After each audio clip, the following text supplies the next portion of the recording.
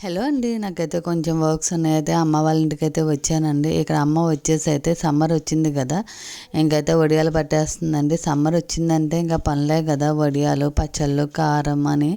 So ఇక్కడైతే ఇంకా కొంచెం లైట్గా ఎండ వస్తుంది, ఇంకా పిల్లుళ్ళు అయితే ఉన్నాయని ముందుగానే అయితే వడియాలు అయితే పట్టించేస్తుందండి. ఈరోజు అయితే పెసరొడియాలు పడుతున్నారు. సో పెసరొడియాలు అయితే చాలా టైం టేకింగ్ ప్రాసెస్ అండి. సో పిండి కూడా మనం ఒకేసారి రుబ్బుకోవడం కూడా అవ్వదు, ఇరిగిపోతుంది. సో కొంచెం కొంచెం రుబ్బుకొని అయితే పెట్టుకోవాలండి. ఆల్రెడీ అయితే గుమ్మడి వడియాలు కూడా అయితే పెట్టేసిందండి అమ్మ. ఇక్కడ వచ్చేసి అయితే చింతపండు చూసారు కదా, మా పొలాన చెట్టుకు కాసిందండి.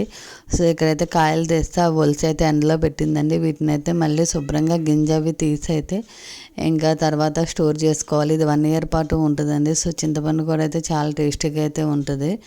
సో ఇక్కడ వచ్చేసి అయితే పెసరొడియాలు అవి పడతం అయితే అయిపోయిందండి, ఎండలో అయితే పెట్టేశారు. సో మీకు ఈ వీడియో నచ్చినట్లయితే please like share and subscribe my channel. Thank you, bye.